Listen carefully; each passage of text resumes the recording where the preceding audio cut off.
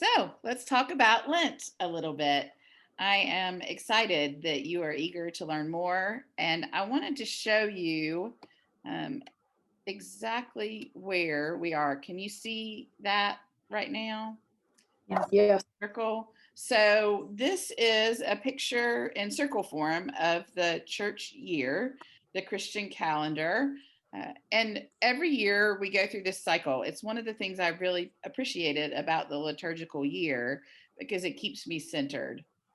And if you'll notice, uh, the Christian calendar starts in December, and December through May usually are focused on the story of Jesus.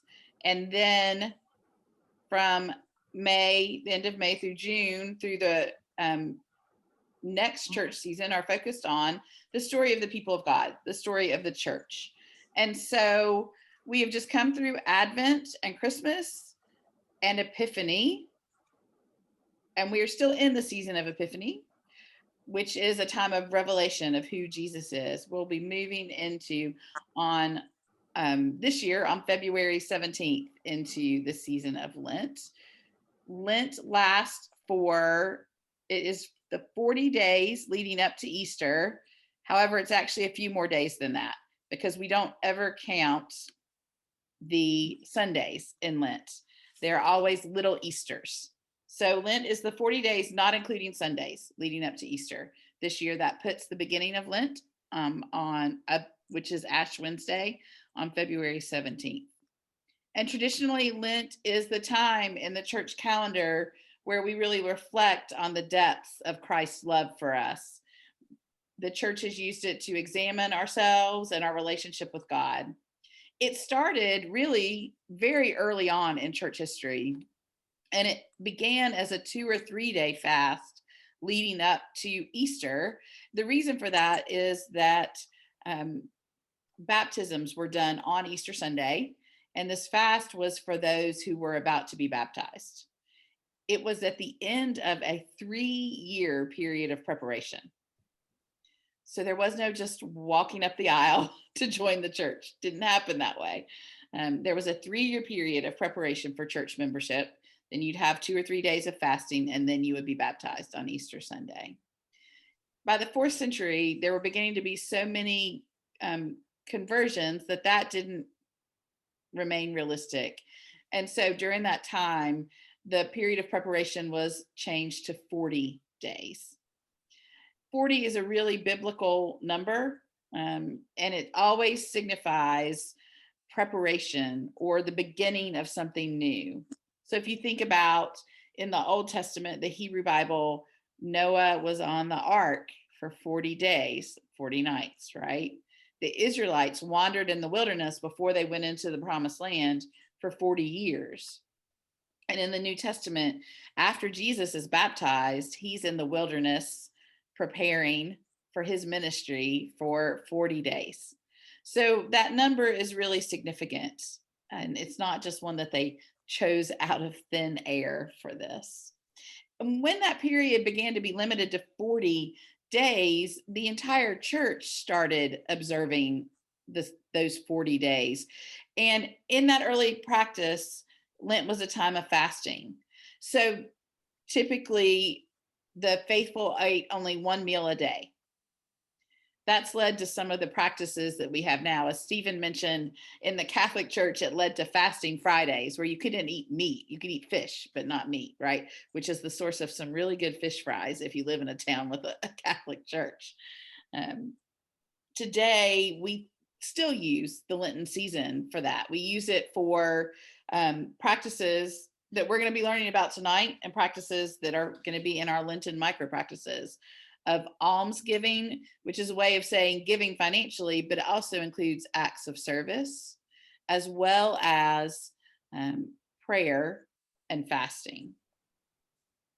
One of the ways that I really like to think about these Lenten disciplines is to think about the difference between a stick and a flute. I'm a band girl, so this made sense to me, right? A stick is just a stick, it's full of itself. All it can do is be a stick. A flute is a stick that's been emptied of itself. so that it can make music. And that's really the purpose of these disciplines, is that we can empty ourselves, allow God to empty us, so then God can fill us with other things. Sometimes it feels like they're punishment a little bit. People will choose to give up coffee or chocolate. And those may be things that are significant sacrifices. But these disciplines aren't meant to be punishment. They're meant to empty us so God can fill us. It's a way of making ourselves available to Jesus, right? In the hopes of growing our faith. And in the time that we live in, of instant gratification, of all the noise and clutter and hustle, it can be good for us to delay our gratification or to have to quiet ourselves a little bit. So these practices are a way for us to do that. We're going to talk a little bit more about them tonight.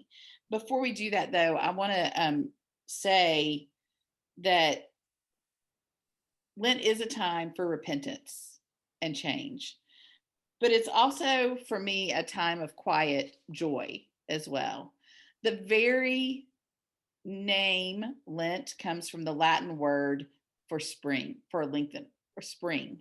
And so we may still be in the depths of winter. We have another winter storm warning coming this week, but spring is coming. The trees look bare, but there are signs of little buds on them, which hopefully won't get iced away this week. Martin Luther said, God has written the promise of resurrection, not in books alone, but in every leaf in springtime. It may feel to a lot of us like we've been in a year-long Lent. I was thinking today about the fact that this summer, when we began to prepare to be back in our sanctuary, I walked in and just was really taken aback because I had to take up all of the Lenten symbols that were on our communion table. It was such a shock to think, oh, we haven't done this. We haven't been together since the middle of Lent last year. I'm really hopeful for this Lenten season to be not just a time of sacrifice, but a time that we can, as we journey with Jesus toward new life, really pay attention to what God is doing in our lives. And that's what these micro practices are all about. And because it's felt like such a long Lent, Brian and I really felt like, as Annie said, perhaps mainly we have the capacity for one small thing a day rather than attempting a longer, lengthier Lent. And I think God understands that completely this year. So for the rest of this conversation, we're just going to explore what some of those practices may look like.